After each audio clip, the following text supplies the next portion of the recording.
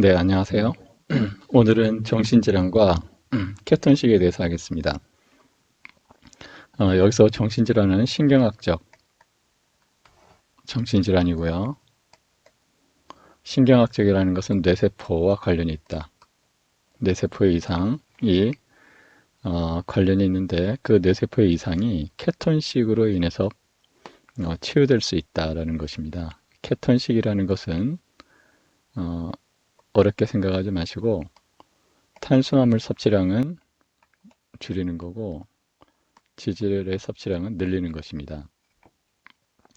그런데 이러한 식이 다시 말해서 탄수화물 섭취를 줄이고 지질을 늘리는 것만으로 우울, 불안, 자폐, 치매, 전뇌증, 간질발작이라고 하는 거, 정신분열증 등등 여러 가지 정신질환에 대한 개선 효과가 있다라고 지금 선행 연구들이 보고를 하고 있습니다.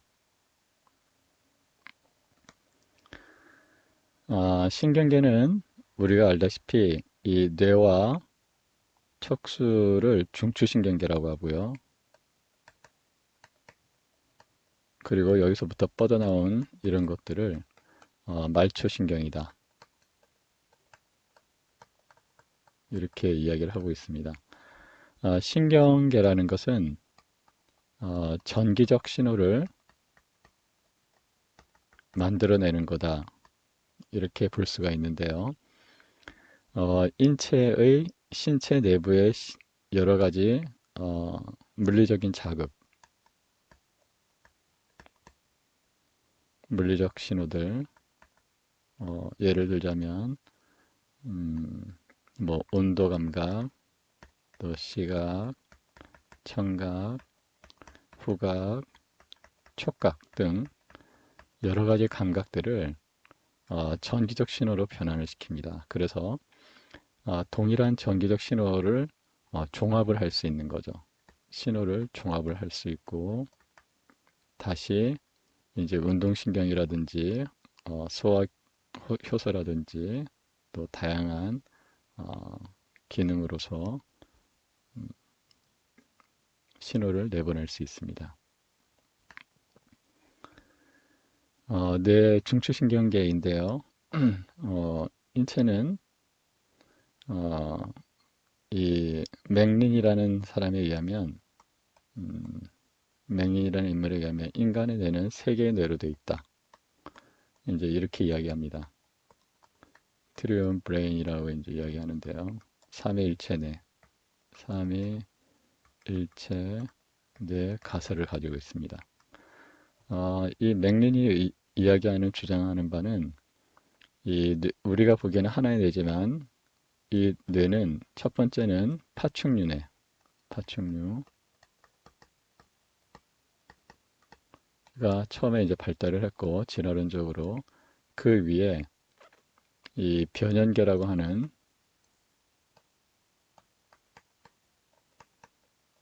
림빅 시스템이라고 하는데요. 이 이제 발달을 하게 됩니다.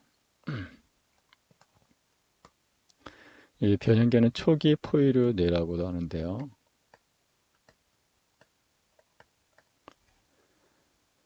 그 다음에 이제 세 번째 발달한 게 이제 이 대뇌 심피질이죠.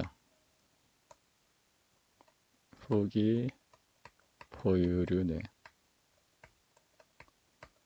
대뇌 심피질이 됩니다. 이 기능은 파충류뇌는 가장 대표적인 특징이 이 기본적인 생리적인 작용을 담당한다는 것입니다. 그리고 행동적으로는 fight or flight, 싸우거나 도망가는 특성을 가지고요. 이 초기 포유류는 포유류가 이제 태반을 가지고 새끼를 낳게 되는데요. 이 행동적 특징으로서 세 가지를 맥리는 이야기하고 있습니다. 첫 번째는 마더케어, 이제 자식을 돌본다는 거죠. 두 번째는 보컬 커뮤니케이션, 소리로 이제 대화를 한다는 거죠. 그 다음에 세 번째는 플레이, 놀이입니다. 그 다음에 이제 후기 포유류 뇌는 인간의 경우 80%를 차지하게 됩니다. 가장 큰 부분이고요. 어, 이 추상 능력을 가지게 되고, 그 다음에 시 공간의 확장, 요약, 유머, 또 영성 이런 걸 이제 가지게 되는 거죠. 어, 이 신경세포는 저번 시간에 말씀드린 대로 어, 신체의 2%를 차지하지만 에너지와 산소는 20%를 사용하게 됩니다. 따라서 고에너지 소모 기관이라고 할 수 있는데 에너지가 충분히 공급되고 잘 조절이 되면은 상인애가 하인애를 제어하게 됩니다. 그러니까 탑다운 방식으로 잘 제어를 할 수가 있는데요. 만약에 에너지 공급이 제한되거나 하면은 상인의 80%나 차지하는 이 뇌가 대뇌 심피질이 제대로 기능을 하지 못하기 때문에 하위뇌가 강력하게 어, 기능을 발휘하게 되는 겁니다. 그러니까 본능적인 기능이 이제 발휘를 하게 되는 것이죠.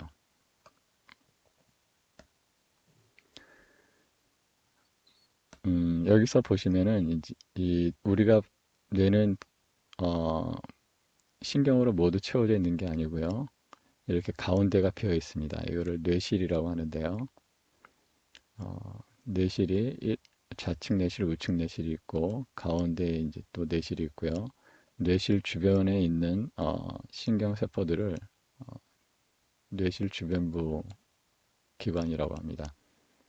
어, 이 척수액이 이 혈액에서 혈장액이 뇌로 들어와가 이렇게 돌게 되는데요. 하루에 2번 정도 이렇게 회전을 하게 됩니다. 그래서 혈액에 있는 농도와 비슷한 농도들이 이 뇌세포 안에 이제 순환을 하게 되는 것이죠. 그래서 혈액의 성분들이 혈장에도 영향을 주고 이 혈장에 있는 것들이 다시 뇌실로 들어가 가지고 뇌실 주변부 기관들에게 신호를 준다는 것입니다. 그것을 나타낸 그림이 이 그림이고 이 시상하부, 여기 시상이 있고 시상하부가 있는데 이 시상하부는 인체의 대부분의 신경세포들, 인체의 대부분의 신호들이 종합을 하는 곳입니다. 그래서 구심성 회로라고 하는데 말초에서 중추로 신호가 전달되는 것을 구심성 회로라고 합니다. 그 구심성 회로가 최종적으로 신호들이 종합되는 곳이 시상하부다. 그리고 시상하부가 뇌하수체에 신호를 주고 뇌하수체가 말단 호르몬 기관에게 영향을 줘가지고 신체 모든 세포들에게 유전자를 조절하게 된다. 이제 이렇게 이야기를 하고 있습니다.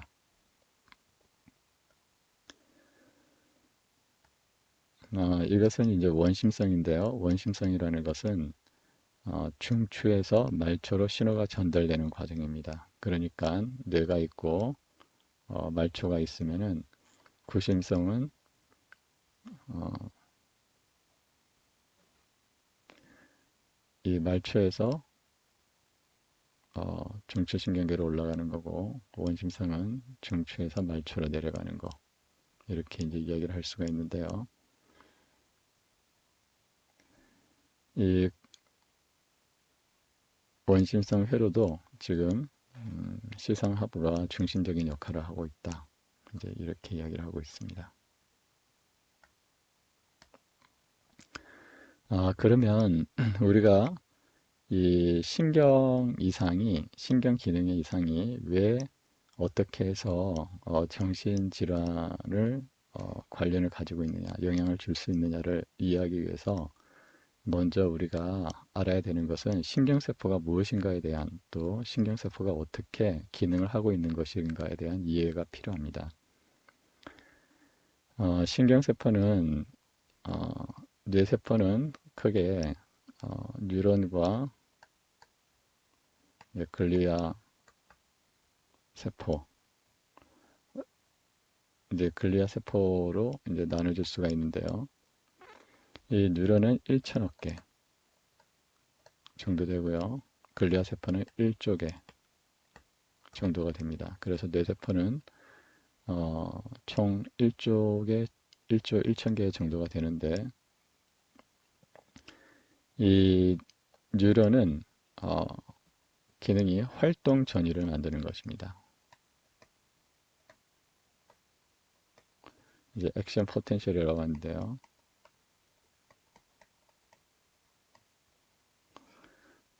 어떻게 만드냐면 이 뇌세포의 기본적인 모식도인데요. 뇌세포는 크게 수상돌기, 세포체, 축셀, 축색말단 이렇게 네 부위로 나뉩니다. 이 수상돌기라고 하는 것은 이 나뭇가지, 수상은 나뭇가지죠. 나뭇가지처럼 이렇게 가지가 많이 나와 있습니다.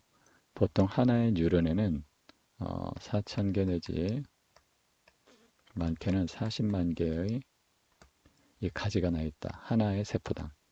이제 이렇게 이야기를 하고 있는데요. 여기서 신호를 받게 됩니다.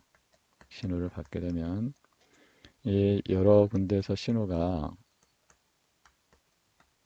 올 수가 있습니다. 예를 들어서 뭐 열, 온도에 대한 신호, 또 냄새에 대한 신호, 또 촉각에 대한 신호 등등 여러 가지 신호가 오게 되면은 이 신호가 이 세포체, 이 핵이 있는 곳을 세포체라고 하는데요.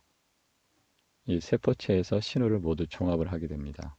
종합을 한 다음에 이 신호를 보낼 것인가 말 것인가를 결정한 다음에 만약에 보내야 되겠다고 생각을 하면은 여기서 전기 신호를 발생을 시키는 것입니다. 그래서 마치 전선줄처럼 길다란 축색을 통해 가지고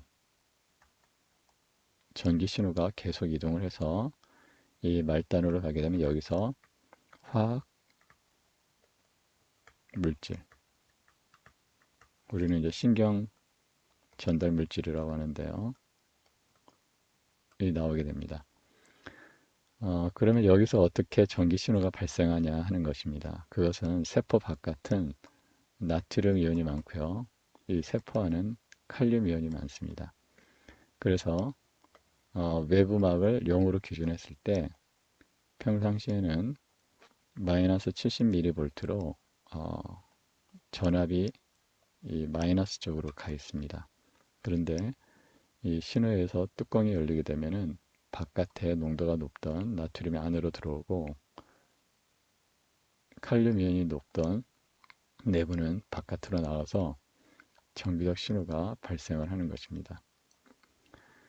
그래서 초기 단계, 그러니까 바깥에 나트륨이 많고 안에 칼륨이 많은 상태를 분극, 극이 나눠져 있어서 분극이라고 그러고요. 그 다음에 나트륨 이온이 들어오고 칼륨 이온이 나가게 되면 분극이 없어진다 해서 탈분극이 됩니다. 탈분극. 그리고 다시 이온 펌프에 의해 가지고 다시 어, 에너지를 쓰는 거죠. 에너지를 써서 바깥으로 나간 칼륨을 다시 안으로 넣고 안으로 들어온 나트륨을 다시 바깥으로 내보내는 이런 펌프가 있는데 이 이온 펌프를 통해 가지고 에너지를 이용해서 이온 펌프를 이용해서 다시 극을 나누면 재분극, 이제 이렇게 이야기를 하고 있습니다. 우리 이 뇌세포가 몸무게의 2%이지만 에너지는 또 산소는 20%를 사용한다고 했는데요. 이 20% 중에 70%가 이 이온 농도를 다시 만드는 이온 펌프에서 사용을 한다. 이제 이렇게 이야기를 하고 있습니다.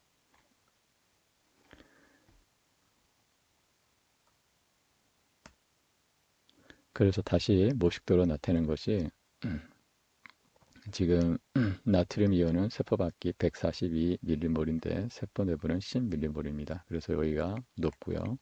세포 밖이 높고 칼륨은 반대로 바깥이 5mmol인데 내부는 148mmol로 내부가 높습니다. 또 칼슘은 5mmol이고 여기서 0.001mmol입니다. 그러니까 대략 10, 100, 1000 1000배 내지 10,000배 정도 이제 높다. 칼륨 이온이, 칼슘 이온이 이렇게 이야기하고요. 염화 이온도 103mm인데 4mm입니다. 그래서 염화이온도 바깥이 높다. 이제 이렇게 이야기합니다. 우리가 이제 역치, 스트레스 홀더라는 개념을 알 필요가 있는데요. 이 신경세포는 이 뚜껑이 열리느냐, 닫히느냐, 그러니까 1 또는 0, 두 개의 신호밖에 없습니다. 뭐 3분의 1이 열린다 이런 게 없거든요. 그래서 하나의 세포의 경우 열리는 것을 플러스 1, 닫히는 것을 0 이렇게 이야기한다면 이 역시 일정한 기점을 통해 가지고 닫히느냐 열리느냐만 결정이 나는데 그 기준이 역시다 이렇게 이야기를 하고 있습니다.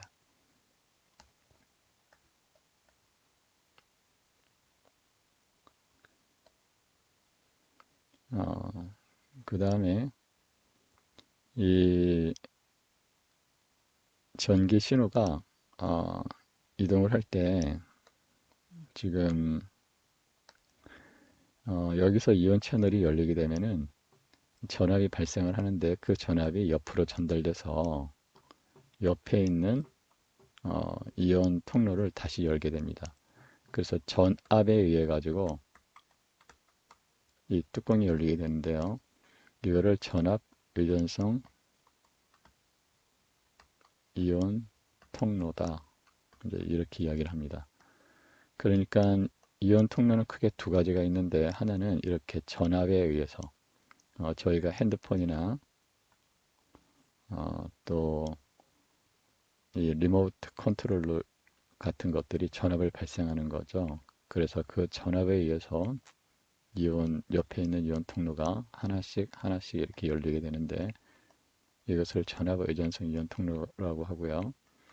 그 다음에 조금 이따 배우겠지만 여기서 신경 전달 물질이 나와가지고 신경 전달 물질이 나와서 다른 신경세포의 축색 수상돌기에 수용체를 건드려 가지고 다시 신호를 유발시킵니다. 이거는 리간드 의존성이다. 리간드 의존성 이온 통로다.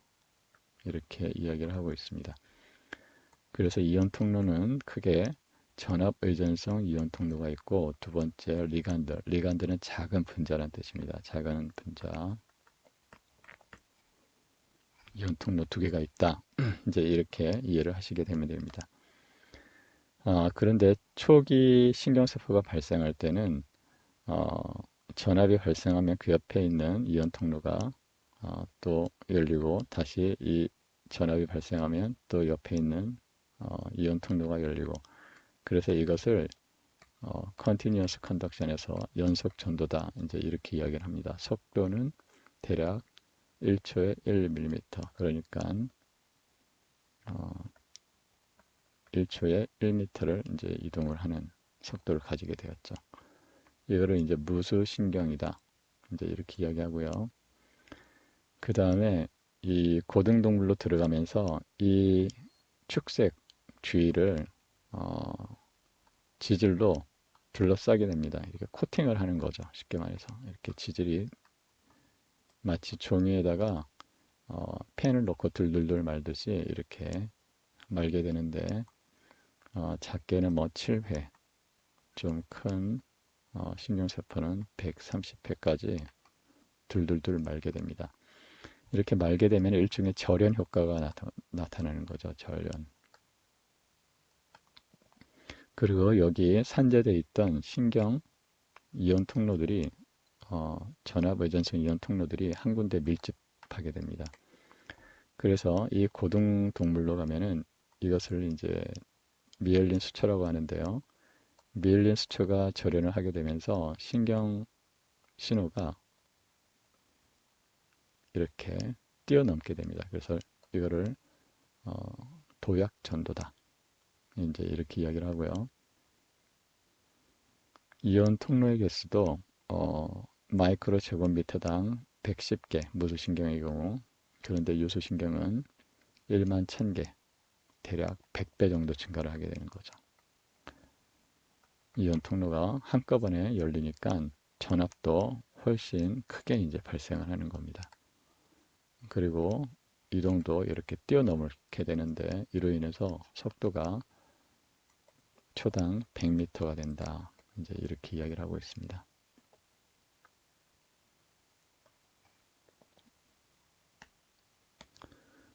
이거는 이 유수신경을 다시 한번 그린 것입니다.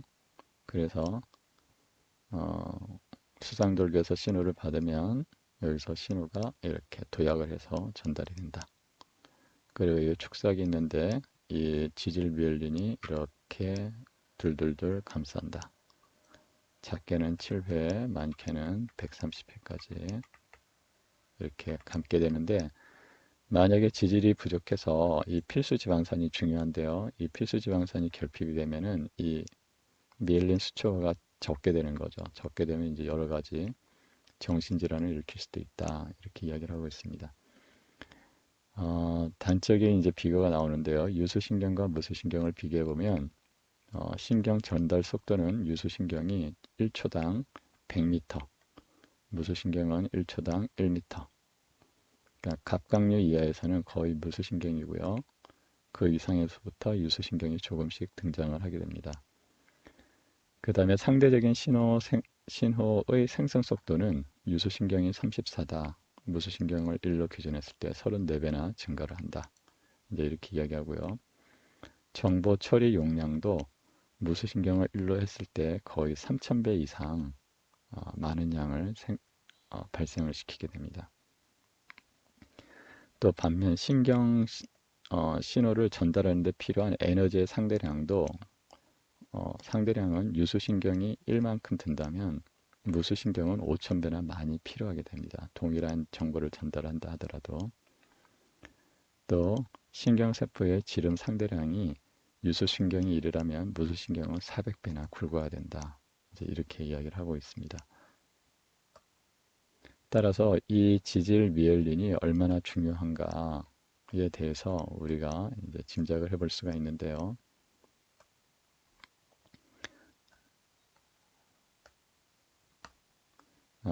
지금 미엘린화된 부피를 보면은 연령이 45세에서 맥시멈으로 최대한 되고 있다. 이제 이렇게 이야기하고 있고요. 그러면은 이제 우리가 신경 세포들이 기능이 어떻게 해서 우울이나 또 양극성 장애라든지 또 간질 발작 이런 데 이제 영향을 주냐를 이제 알아보려고 하고 있습니다. 우리가 이 신경 세포에서 어, 어, 신경 세포에서 이온 통로가 크게 두 가지라고 좀 전에 말씀드렸는데요. 하나는 전압 의존성 신경 이온 통로고 또 하나는 여기서 신경 전달 물질이 나와서 신호를 발생하는 리간드 의존성이라고 설명을 드렸습니다. 그런데 이 리간드 의존성은 크게 두 가지가 있습니다. 하나는 흥분성이 있고요. 또 하나는 억제성이 있습니다. 다시 말해서 여기서 이온이 나와가지고 이렇게 막 전위를 올라가게 하는 것, 이거를 흥분성이다. 이렇게 이야기하면 리간드가 나와가지고 오히려 전압을 막 전위를 이렇게 낮추는 거죠. 이거는 이제 억제성이 되는 겁니다. 그래서 우리 신경세포는 흥분성 신경 전달 물질, 흥분성 신경과 억제성이 조절이 잘 되어야지 제대로 이제 기능을 하게 되는 겁니다. 그런데 지금 설명을 드릴 부분은 흥분성 신경 전달 물질은 대표적인 것이 글루탐산입니다. 글루탐산이 신경성 전달 물질의 70%를 차지하고 있습니다. 그 다음에 억제성 신경 전달 물질은 대표적인 게 가바입니다. 가바. 다시 말해서 우리가 글루탐산이 많아지면 신경세포가 계속해서 흥분을 계속하게 되는 거고요. 또 이 억제성을 제대로 기능을 못하면 흥분성은 더욱 이제 커지게 되는 거죠. 그런데 이 글루탐산은 우리가 탄수화물 시기를 하게 되면은 글루탐산이 많아집니다. 반면 가바는 적어지는 거죠. 그래서 지금 현대의 수많은 신경학적 정신질환들이 지금 탄수화물에 너무 편중되어 있어서 글루탐산이 과잉 생산이 되고 그로 인해서 흥분성과 관련된 여러 가지 문제들이 발생을 하는데 그 관련된 것들이 우울, 불안, 또 간질 발작, 또 정신분열, 양극성 장애, ADHD, 또 자폐 등등이다. 이제 이렇게 이야기를 하고 있습니다. 이 부분에 대해서는 자세하게 지금 조금 이따 이제 알아보기로 하겠습니다. 그래서 이제 글루탐산은 흥분성 어, 신호를 만들어낸다. 그래서 하나의 세포가 이렇게 흥분성을 만들어내는데 역치를 이제 넘는 거죠. 그러면 이제 뚜껑이 열리는 거죠. 그런데 가바는 오히려 이 기준적 분극 상태에서 오히려 더 전압을 이제 낮추게 되는 거죠. 그런데 만약에 글루탐산 신호와 가바 신호가 같이 발생을 하면은 플러스에서 마이너스를 빼는 것처럼 역치를 넘지 않게 된다는 겁니다. 그런데 만약에 가바가 줄어든다. 그러면 어떤 조절돼야 될 것이 조절되지 못하고 흥분을 해버린다는 거죠. 그로 인해서 여러 가지 이제 신경학적인 문제가 생긴다. 이제 이렇게 볼 수가 있습니다. 그래서 지금 이 시냅스라고 하는데요. 그러니까 신경세포가 이렇게 있으면은 또 다른 이제 신경세포가 있고 이 사이 간격을 시냅스라고 합니다. 이제 시냅스라고 하는데 이 앞에 있는 세포를 시냅스 전 세포, 그 다음에 이 뒤에 있는 세포를 시냅스 후 세포인데 여기에 있는 이 간극 그림을 모식도로 나타낸 것입니다. 그래서 글루탐산이 발생을 하게 되면은 글루탐산이 흥분성 신호를 발생을 이제 한다는 이야기고요. 이거는 이제 가바입니다. 가바 수용체가 있어서 가바 수용체는 이제 억제성 신호를 발생한다 하는 거고요.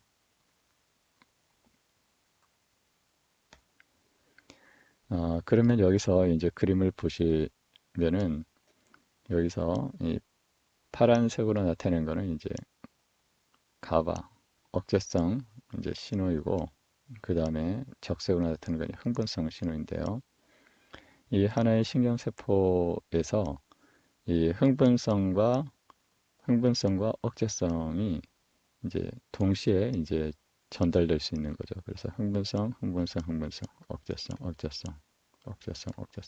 흥분성 이렇게 나오게 되면 플러스 마이너스를 계산하듯이 이 모든 신호들이 종합이 돼서 이 세포체에서 종합을 해서 신호를 더 보낼 것인가 말 것인가를 이제 결정을 하게 되는 것입니다.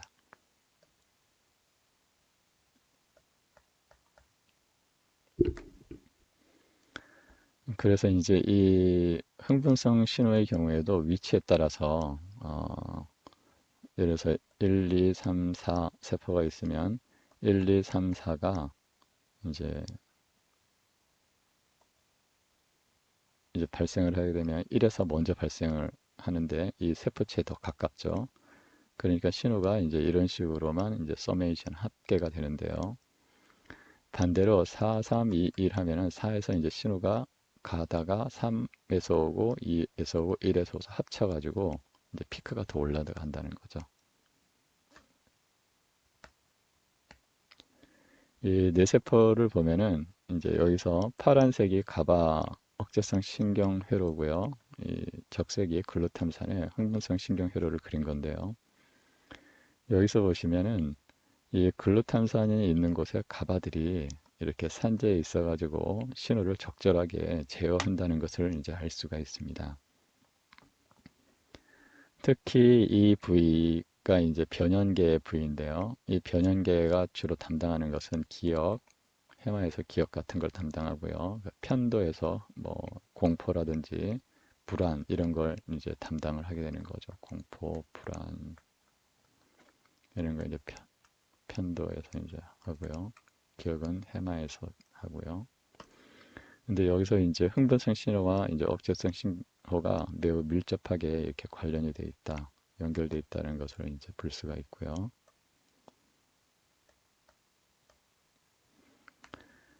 이제 그 모식도로 나타내는 게 이겁니다.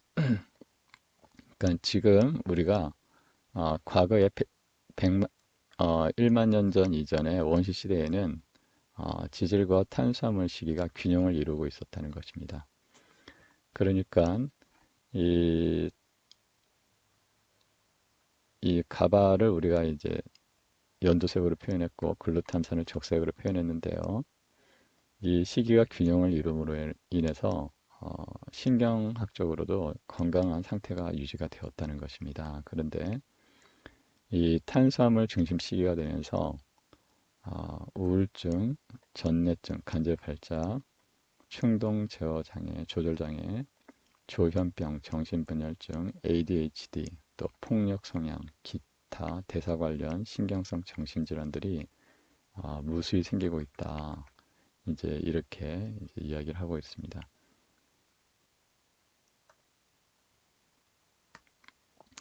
관련된 논문들인데요. 이것은 인터넷에서 직접 찾아보실 수가 있습니다. The GABAergic Deficit. 그러니까 가바를 생성하는 게 이제 결핍이 되면은 Major Depressive Disorder. 그러니까 우울증에는 이제 여러 가지가 있는데 이유를 알 수 없는 우울증을 이제 Major Depression이라고 합니다.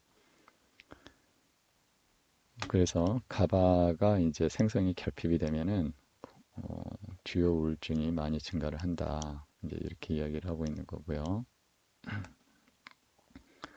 이 논문에서 여러 가지 이제 선행 연구들을 이제 보고를 했어요. 그래서 여기에 나와 있는 게 다 출처들인데요. 이 출처들은 뒤에 이제 레퍼런스들이 있으니까 이렇게 많은 사람들이 가바 유전자와 관련된 질환들을 이제 보고를 하고 있습니다. 그 다음에 또 하나의 이제 중요한 메커니즘은 가바가 이제 생성이 감소하게 되면은 하이퍼살라머스 시상하부 뇌상화 수체, 해마, 또 부신, 피질 이러한 이제 하이퍼살라머스 피트유터리 아드레날 HPA 엑시스라고 하는데요. 이 호르몬 시스템들이 교란이 된다는 것입니다. 부신이 왜 중요하냐면 이 스테로이드 코티졸이 나오는데요. 코티졸은 면역 세포들을 이제 억제를 하게 됩니다. 그래서 이제 HPA 이뮨 엑시스라고 하는데요. 이게 이제 교란이 되면은 이제 우리가 흔히 이야기하는 사이토카인 폭풍, 또 면역 결핍, 이런 게 이제 일어나게 되는 거죠.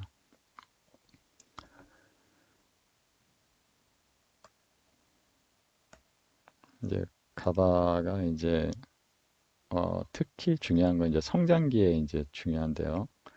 왜냐하면 가바가 성장기 아동의 뇌세포 발달을 좀 촉진하기 때문입니다. 그러니까 갓 태어난 애들은 성인 뇌의 30% 크기로 이제 태어나는데요. 3년이 있으면 90%까지 성장을 하게 됩니다. 그러니까 이 태어날 때부터 한 3살 정도까지 이 뇌발달이 매우 중요한데요.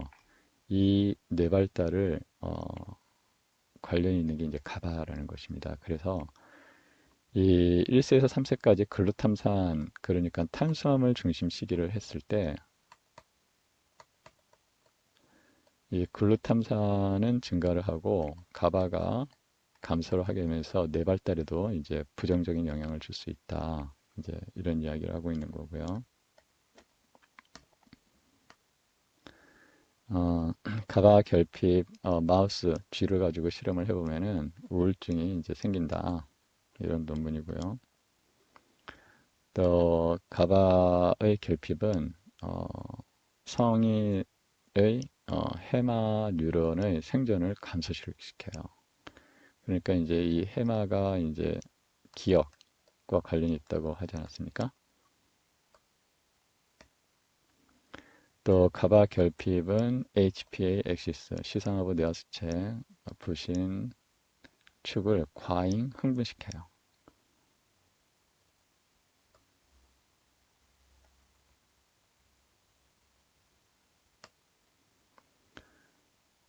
그 다음에 이 가바가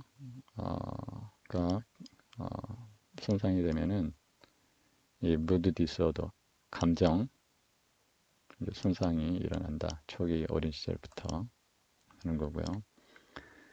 그러면 어떻게 해서 시계가 가바와 글루탐산에 영향을 주냐를 이제 알아보면은 이 세포질 내에서 포도당은 이제 탄수화물이죠.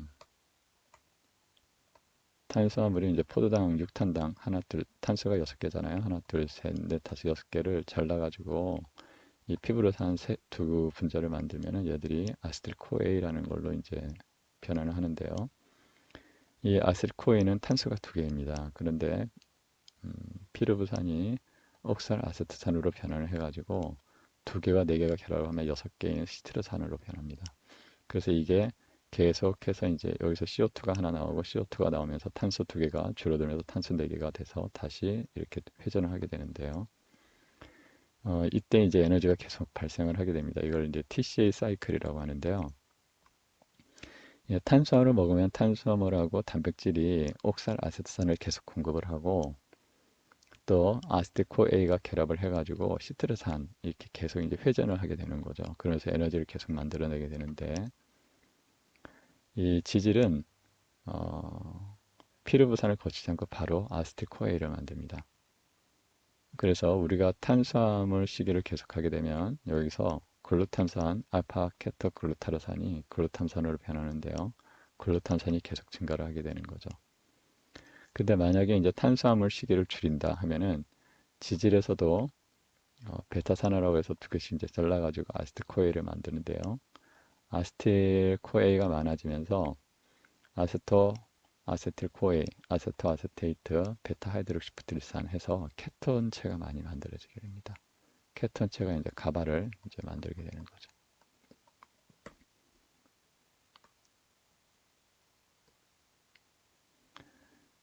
그래서 동일한 그림이고요. 이제 중요한 것은 암세포는 이 TCA 사이클은 미토콘드리아에서 일어납니다. 미토콘드리아. 그리고 이제 산소가 필요하거든요. 산소가 필요한데 이 해당 과정은 탄수화물에서 이제 여기서 이제 이걸 해당 과정이라고 하는데요. 탄수화물은 세포질에서 해당 과정이 일어납니다. 그 산소가 필요가 없죠. 그런데 암세포는 미토콘드리아가 고장이 나 있어서 어, 이 포도당만을 이제 이용을 하는 이제 상황이 되는데요. 그래서 이제 암세포들은 이 포도당, 탄수화물이 매우 위험하다, 주요 에너지다. 이제 이렇게 이야기를 할 수 있죠. 반면 정상세포는 미토콘드리아가 고장나 있지 않고 지방은 이 해당 과정을 거치지 않고 바로 아세틸코에이를 만들기 때문에 우리가 지질 중심 시기를 하게 되면은 이 암세포, 해당 과정만 할 수 있는 암세포는 소멸을 하고 정상세포는 더 건강해진다. 이제 이렇게 이야기를 하고 있습니다. 그래서 그러면 케톤 시기는 뭐냐? 케톤 시기는 좀 전에 말씀드린 대로 지질 섭취량을 증가를 시키면은 이게 가바가 생성이 가바의 생성량이 증가를 한다. 이제 그 이제 메커니즘을 이제 소개를 하고 있습니다. 그래서 블러드 카필러리 뇌의 모세혈관에서 이제 탄수화물이 들어가게 되면 글루코스, 포도당이잖아요. 탄수화물이 이제 들어가게 되면은 이 아스트로사이트 성상세포에서 흡수를 해가지고 이 뉴런에게 이제 전달을 하게 되는데요. 영양소를 글루탐산이 증가를 하게 된다는 겁니다. 글루탐산이 증가를 해가지고 이 뇌세포들을 흥분시킨다. 계속 이 그림이고요. 이거는 인터넷에서 이제 찾아보실 수가 있습니다. 인터넷에서 직접 찾아보시면 그 다음에 이제 이 그림은 이제 페리에시드 지방산이거든요. 지방산이 들어가가지고 케톤체를 만들게 됩니다. 케톤체를 만들면 케톤체가 가바를 이제 만들어가지고 이제 억제성 신호를 적절하게 만든다. 이제 이 그림을 나타내고 있습니다.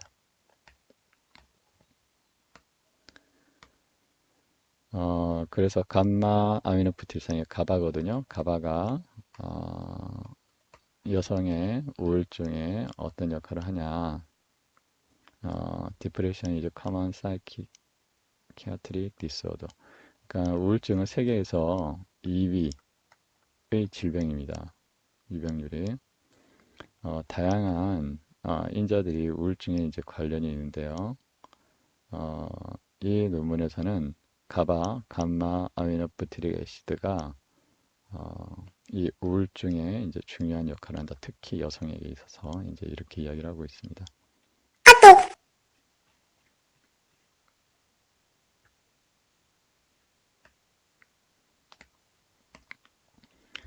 그 다음에 이 논문은 가바가 기억과 불안에 어떻게 이제 영향을 주냐 하는 거고요. 가바는 기억과 불안에 긍정적인 영향을 준다. 기억력은 상승시키고 그 다음에 불안은 감소시킨다 하는 거고요. 그 다음에 메이저 디프레션, 알터드 가바 펑션, 가바 기능이 변화를 하면은 우울증에 영향을 준다 하는 거고요. 또 이 가바도 우울증 그리고 노화 그 다음에 염증 이런 것들이 서로 관련이 있다는 거고요. 이제 셀지에서 나온 건데요. 이 가바와 글루탐산의 신경 전달 물질이 우울증에 이제 관련이 있다 하는 거고요. 또 가바 생성에 이상이 있으면 이제 무드 디스오더 감정과 관련된 여러 가지 질환들이 문제가 된다 하는 또 다른 논문이고요. 지금 소개해 드린 것은 제목을 넣으시면 인터넷에서 직접 찾아보실 수가 있어요. 그 다음에 케톤 시계는 인핸스 강화한다 뉴로베스큘러 펑션 뇌 혈관의 기능을 강화를 하고 그 다음에 이 소화관의 균형도 개선시킨다 이제 이런 거고요.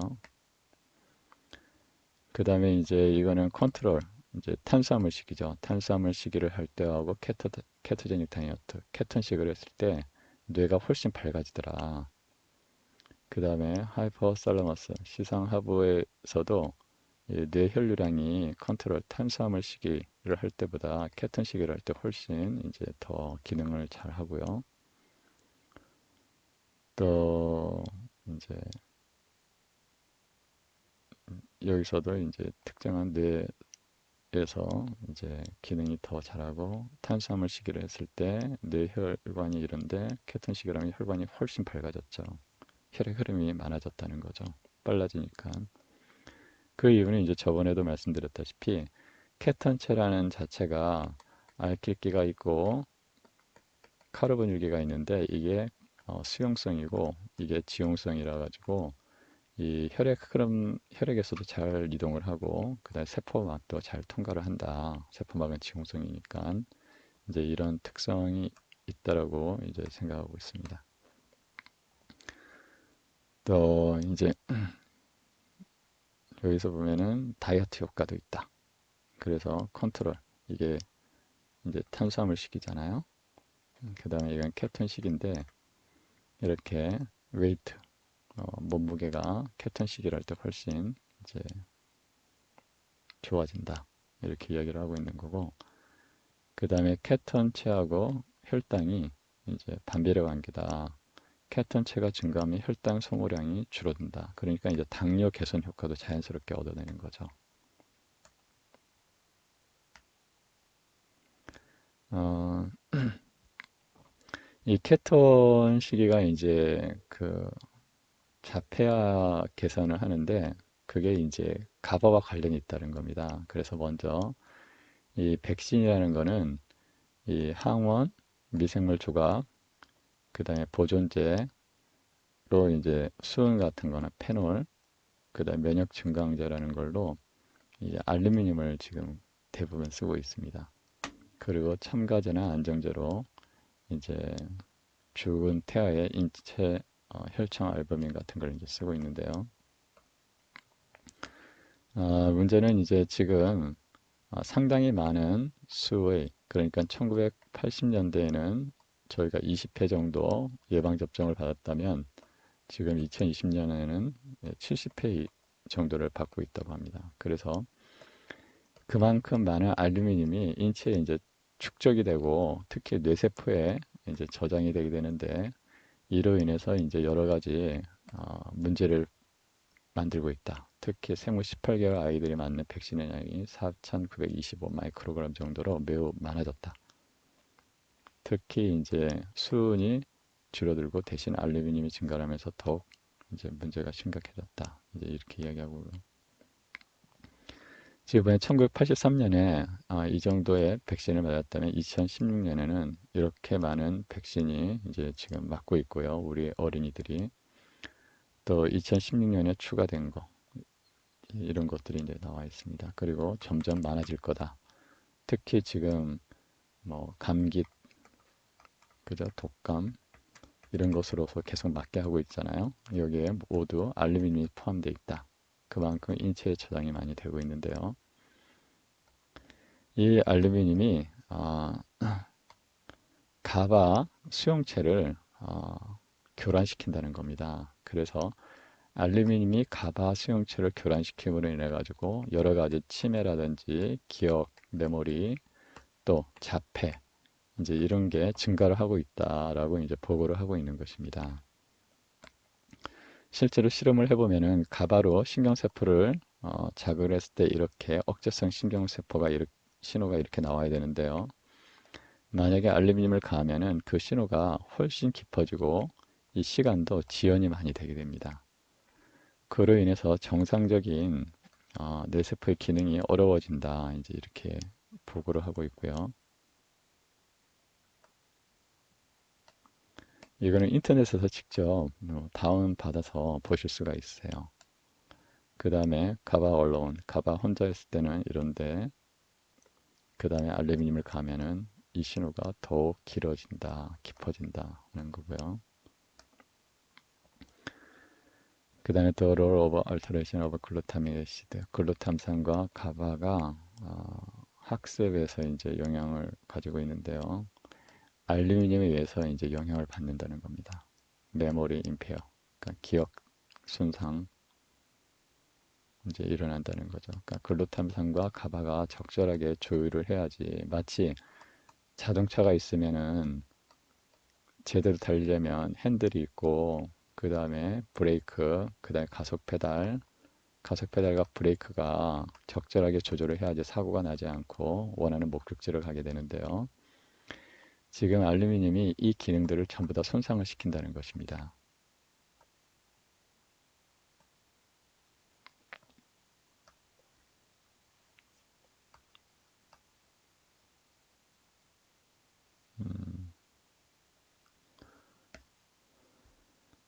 그 다음에 알루미늄의 양이 이제 있는데요. 이제 알루미늄을 이제 0, 5, 10 이렇게 처리를 했어요. 그래서 56, 172, 283 이렇게 처리를 했는데 이 가바 양도 이제 변화를 한다는 거죠.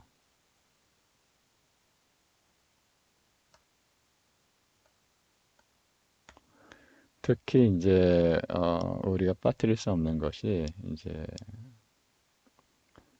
우리가 GMO 이제 GMO에서 여러 가지 이제 농약 성분,